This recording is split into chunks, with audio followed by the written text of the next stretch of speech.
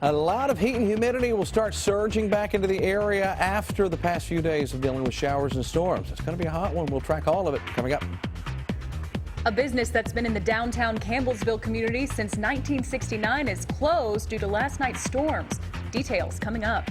The aftermath of Brexit. We're tracking reaction on Wall Street after Britain votes to leave the European Union.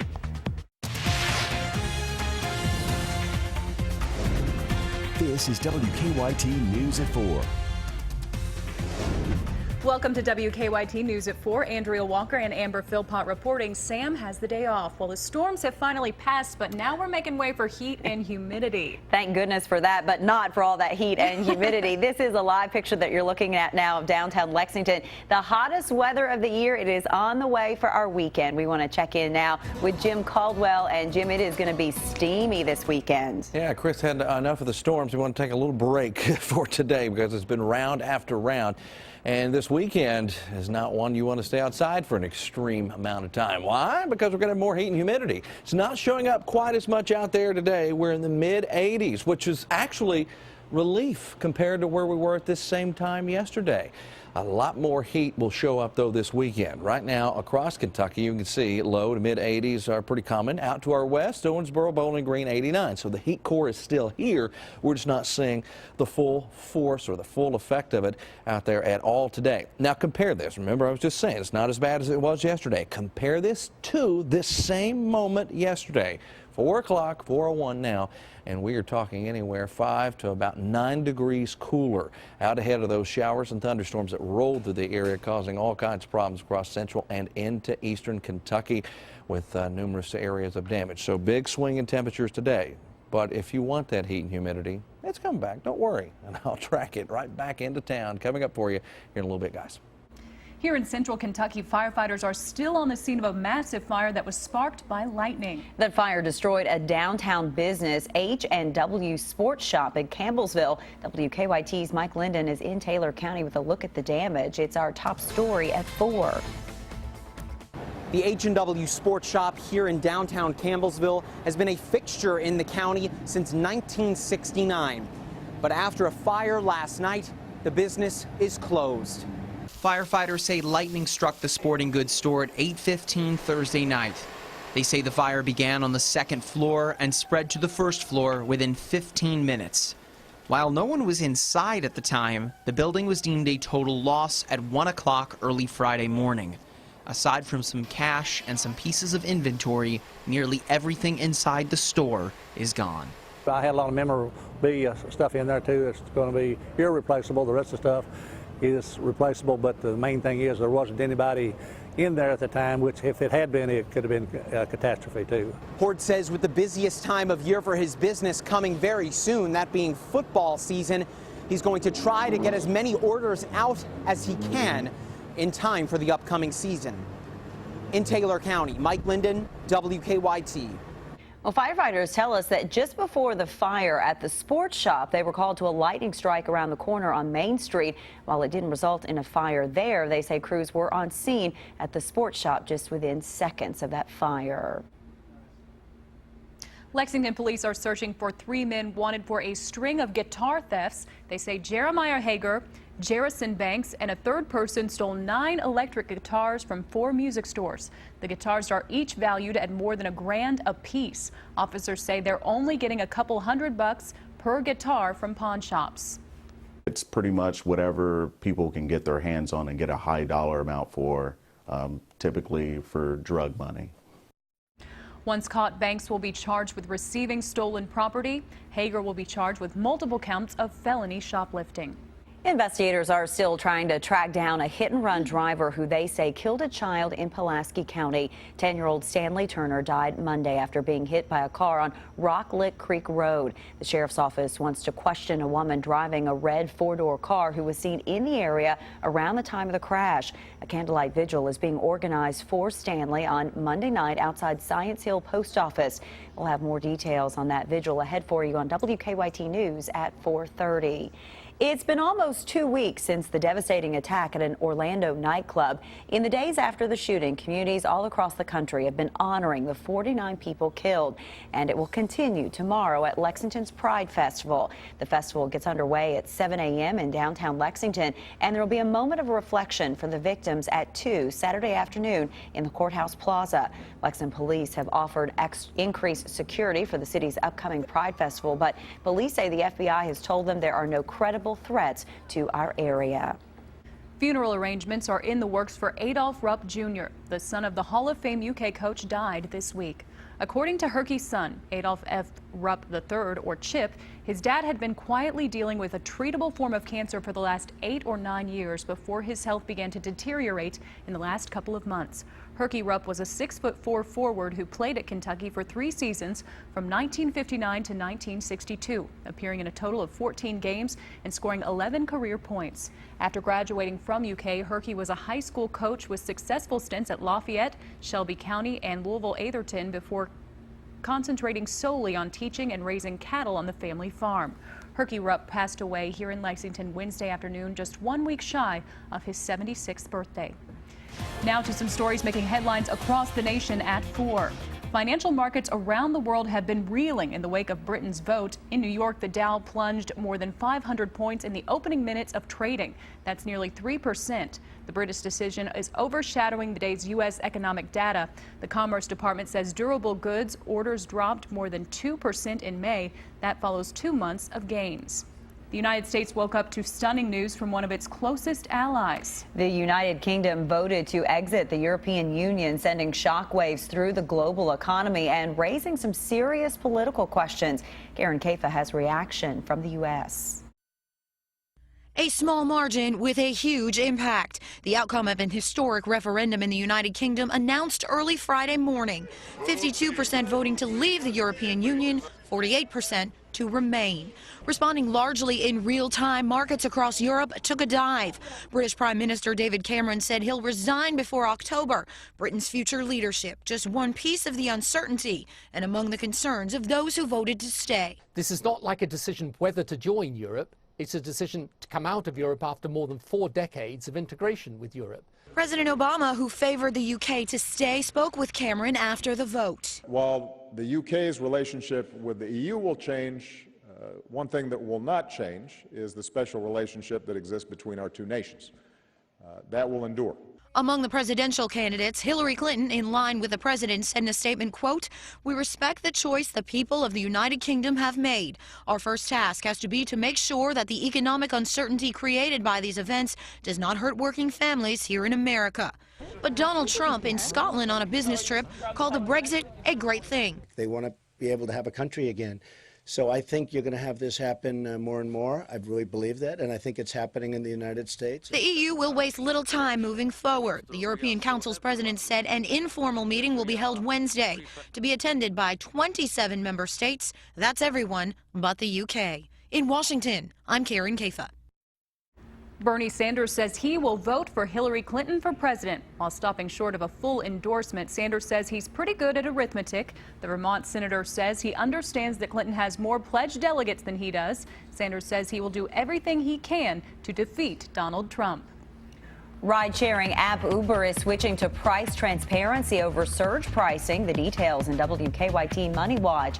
And if you have ever felt like your cable company was overcharging you, then it may not be all in your head. That's ahead on WKYT News at 4. Keep up with the latest news on WKYT.com. Join the conversation on Twitter and become a part of the WKYT Facebook family.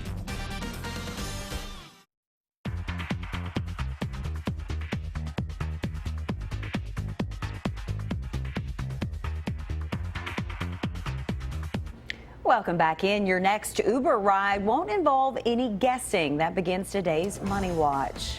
Uber is rolling out upfront rates for Uber X rides. Instead of providing an estimate of your fare, you'll get the exact price before requesting the ride. Uber Pool has already utilized this feature. Pool rides make up about 20% of all rides. The change might make surge pricing more difficult to understand. Instead of showing multiplier or lightning bolt, it will just show the higher fare. It will let you know that fares are higher, though. Uber will also be rolling out the ability to schedule rides in advance. Americans aren't buying as many new homes. The Commerce Department says new home sales dropped 6% last month, reversing some of the gains made in April. But sales are still 6.4% higher this year to date. Burger King is hoping to boost sales with a new colorful food hybrid. Check it out, Mac and Cheetos. It's deep fried macaroni and cheese with a Cheetos coating. Analysts say the new item mostly targets teens, a demographic in which Burger King has struggled. Now, this may come as no surprise to some of you, but two Senate reporters say that satellite and cable companies are overcharging their customers. The reports specifically call out Time Warner and Charter Communications. In May, those two companies merged. The reports say both companies neglected to pay back their customers after overcharging them. They estimate that the Time Warner will overcharge their customers by $2 million this year. Meanwhile, Charter has been overcharging its customers by more than $400,000 per month. Both companies say they're working to address the issue. Many people find a new pet online. But the Federal Trade Commission is warning consumers that not all of those websites are legitimate. Pam Zekman reports. We lost a dog on Thanksgiving. Dawn Rotston still bears the scars of losing two of her family pets, Buddy and Storm, last year. She turned to the internet in search of a new puppy. Came upon bestfriendhusky.com. She was reassured by testimonials on the website. All of them said they would come back again and get another husky. Rotston picked Simba and sent the breeder in Minnesota $550. Did the dog arrive as scheduled? No. After sending another $905 demanded for a special heated crate, she still didn't get her puppy. I finally realized that this is for sure a scam. Rotston never heard from the breeder again, and the website was taken down. Experts say that thousands of people a year who just want to get a new puppy are getting ripped off. We get tens of thousands of complaints on this. Officials say people are lured in by professional-looking websites. I would never get a puppy sight unseen. That's because the pet you fall in love with online probably doesn't even exist. A simple Google image search of a puppy shows. As you can see, it showed up 6 or 8 different places around the country. Same exact picture. Rotston got another dog, but her anger at the scammer remains. He's an evil man that preys on people's heartstrings. Pam Zekman for CBS News, Chicago. We are flying high today with Officer Dawn for Officer Dawn Flight Training Academy. I'm Deanne Stevens, out and about with more when we return here on WKYT. You can certainly see that haze is still in the air as well, and it's going to be here thick into the weekend with more heat and humidity. We'll track it coming up in just a few minutes. Now, your hour-by-hour forecast with meteorologist Jim Caldwell. We have had to deal with rounds of showers and thunderstorms over the past few days, but now it's all going to be about the heat, as the heat will increase through the area. We still have a little bit of moisture out there across parts of eastern sections of Kentucky. That's where we're tracking a little batch of rain showing up currently on our Defender radar network. There you see it, right around the Sandy Hook area, and also just barely passing through a small little sliver of Rowan County a little while ago. And we'll continue to drop in on the folks there in Morgan County too. So we still have a little bit of activity showing up. It's 85 degrees in Lexington. Yesterday we were well into the 90s at this point, low 90s rolling into town. Today we're backing things off. Even some low 80s showing up into Somerset, out into Harlan. It's 81 degrees in both of those spots. A little bit warmer out to our west where the heat core is still kind of running the show. You factor in the humidity, and that's a very different story. It makes it feel about 3-4 degrees worse in many areas. That's kind of the peak of it. But the intensity of this heat and humidity combination will be a whole lot worse as we advance into the weekend. Here's what we've got. The hottest temperatures will continue to expand as we go rolling into your Saturday. You'll get a little taste of it, but into Sunday, that's going to be the real day where the core really pushes a little more toward the east, and that's when we all will start to feel it. So you can kind of see the shading here where a lot of it's setting up to our west. That doesn't mean we're not going to be in the heat as well. Daytime highs for both Saturday and Sunday. We'll read them back and forth here. For Saturday, 90 here in Lexington, 94 on Sunday. Every day, most locations here at least, every day over the weekend, we will find ourselves right around 90 or well above it. You can see 96, maybe closer to 97 actual daytime highs. But you throw in the humidity and we'll be pushing closer to the century mark. Here's the way it looks on the surface as we go into the weekend. Man, that front pushed through, which kind of cleaned the atmosphere up temporarily for us. At least it got rid of some of the heat. But we get into Saturday night, going into Sunday, we might have a few showers and storms in the area. Warm front goes blasting off again. And that brings back the humidity and more showers and thunderstorms as a front will drop in again, igniting more chances of showers and storms. Now, this one doesn't look like it's going to push all the way through, but what it could do on Sunday is bring more widespread thunderstorm chances to the area. You can kind of see them sitting up here at 5 o'clock, and then you have a line, an actual full-blown line that will try to cruise into the area into the late evening and into the nighttime period as well. So that's what we have coming at us for the weekend. Here's our 7-day forecast as we look ahead, talking about hot and humid conditions in here for you Saturday. Low 90s for highs. We get into Sunday, showers, thunderstorms will return, but look at the high. We're at 94 degrees. So getting a little on the steamy side with more humidity and then more chances of showers and storms as we head into next week. All right, let's get you up to date on the traffic situation out there. Live look at Lexington rush hour traffic this afternoon. We have one collision outbound Nicholasville Road just past Brandon Crossing. It's one vehicle over to the right. But other than that, seem to be moving okay. Just had a look at Richmond Road. They cleared the crash of the water company. Drive times this afternoon to Versailles were in good shape. Paris Pike looks good from Fayette County across the Fayette-Bourbon County line into Paris. Now back to you in the studio. Officer Don, thank you. The good news tonight, the weather looks fantastic for tonight's Lakeside Live. Thank goodness. The free music concert series at Lexington Green continues this weekend. Tonight it's them Hamilton Boys. Tomorrow night it's Lexington's own Ben Lacey and Alan McKenzie. Lakeside Live will take place every weekend through August. Well, you hear him in the mornings on 98.1 The Bull, and he's our traffic guy here at WKYT in the afternoons. But what does Officer Don do in between shows? What a good question, right? Our Deanne Stevens is out and about with Officer Don with all the details on his Flight Training Academy. Hi, Deanne. Hey, good afternoon, guys. We are flying high with Officer Don Flight Training Academy. And this is one of the cooler things. You know, we give each other a hard time. We do radio. No. Oh, now you're going to shake things up a little bit? Yeah, you're going to shake things. This isn't the time to do that. And television, but did you know he does flight training as well? Officer Don, how long have you been doing this? You know, I've been flying about 30 years. But training other folks to fly. You know, the helicopter thing, probably about 15 years or so now, yeah. Okay, so we were just having a conversation. Is it more difficult to fly a helicopter than maybe a small plane? You know, it's not more difficult. It's probably a little more aggravating at first to get used to it than a small plane. But once you get used to it, I think it's a little easier because it's all about balance and control. So it's a little less technical than an airplane. Did you always want to fly? Like, was this your dream to do what you're doing now besides be a radio DJ? Doesn't every little boy want to fly? Yes. You know, and be a disc jockey and a cop?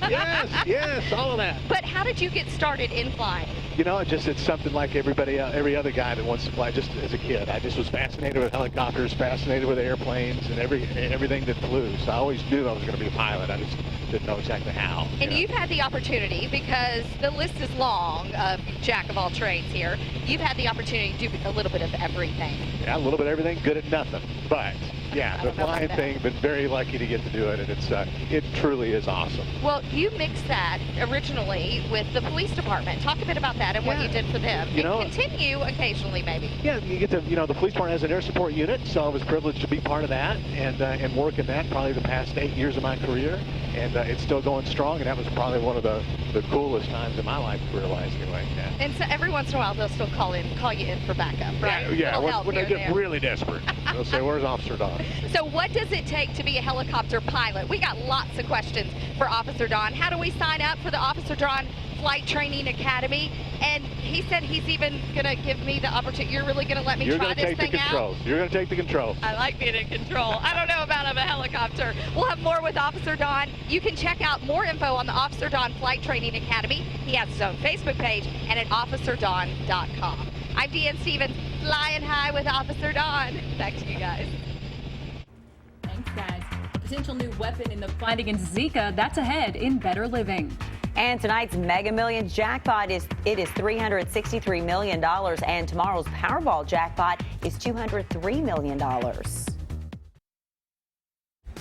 Now it's time for Better Living, health, education, and consumer news that impacts your life.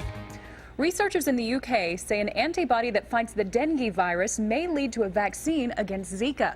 There have been more than 800 reported cases of the mosquito-borne disease in the U.S. Almost all are travel-related. So far, mosquitoes in the U.S. have not transmitted the virus. Diabetes and kidney disease could increase the risk of stroke and heart disease in African Americans. That's according to researchers in Mississippi who looked at more than 3,200 patients. They say doctors need to focus more on testing the kidney function of high-risk African Americans. And the CDC says curbing indoor smoking in public places has stalled over the past few years, especially in the Southeast where states do not have smoke-free laws. 28 states plus Washington, D.C. have bans. The CDC says that's the only way to protect against second-hand smoke. The news is just now getting started. Here's what's coming up at 4:30. And we are going to track more heat and humidity during the 4:30 half hour, and we're going to track it all the way through the weekend. Out there at the moment, it's about a little batch of some showers that are showing up across parts of eastern Kentucky. The heat and humidity really takes center stage, though, as we get into Sunday. Sunday's going to be the big day for it. Daytime highs probably jump into the mid-90s.